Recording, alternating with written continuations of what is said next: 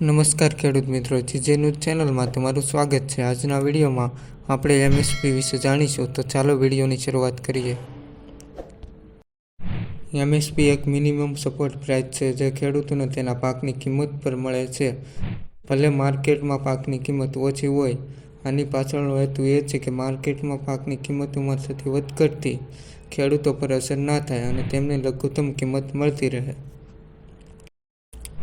MSP કઈ રીતે કાર્ય કરે છે તેની વાત કરીએ તો સરકાર દરેક પાકની સિઝન પહેલાં commissioner for agriculture cost and પ્રાઇઝીસની વિનંતી પર એમએસપી નક્કી કરે છે।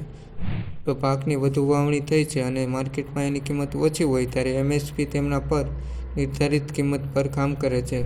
એ ખેડૂતોને બચાવતી વીમા પોલિસીની જેમ કામ કરે છે।